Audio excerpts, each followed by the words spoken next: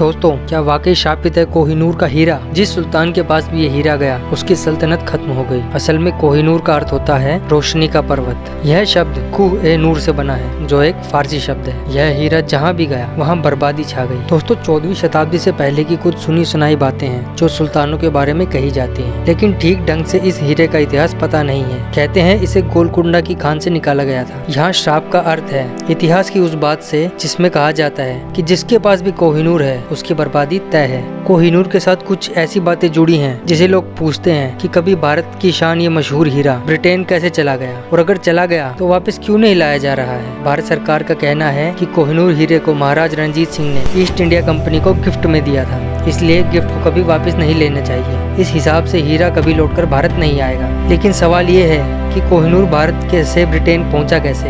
इसका इतिहास क्या है? कौन सी घटनाएं गवाह हैं इसकी? कोहिनूर का अर्थ भले ही रोशनी का पर्वत हो, लेकिन इस बेशकीमती हीरे की वजह से कई राजाओं की सल्तनत चली गई। राजाओं के चमकते सितारे गर्दिश में आ गए। यह बात मान्यता के आधार पर कही जाती है और इसी आधार पर कोहिनूर को भी एक श्रापित हीरा कहा जाता है। श्रापित होने की बात 13वीं सदी से कही चली आ रही है। दोस्तों, हीरे के सफर की शुरुआत काकतीय वंश के साथ हुई, जहां से कोहिनूर तुगलक वंश के पास आया। इसके बाद यह हीरा मुगलों के हाथ लगा। इतिहास गवाह है कि जिसके पास ये हीरा पहुंचा, शुरू में तो उसका वर्चस्व खूब परवान चढ़ा, लेकिन बाद में उसका बुरी तरह से अंत हो गया। कोहिनूर को शाहजहां ने अपने सिंहासन में चढ़वाया था, लेकिन शाहजहां का क्या हुआ आप सबको पता है। पहले पत्नी ने छोड़ा, फिर बेटे ने नजर बंद कर सत्ता हासिल कर ली। इसके बाद भारत पर नादिर शाह का आक्रमण हुआ। 1739 में नादिर शाह ने इस हीरे को अपने कब्जे में ले लिया। नादिर शाह ने मुगलों को हराकर हीरा अपने कब्जे में लिया और पर्शिया चला गया। नादिर शाह से पहले इस हीरे का नाम कुछ और था, लेकिन नादिर शाह ने इसकी भव्यता और खूबसूरती देखकर इसे कोहिनूर का नाम दिया। कोहिनूर ले जाने के कुछ साल बाद नादिर शाह की हत्या हो गई। नादिर शाह के बाद कोहिनूर हीरा अफगानिस्तान के सुल्तान अहमद शाह दुर्रानी के पास पहुंचा, लेकिन यहाँ भी दुर्रानी की सत्ता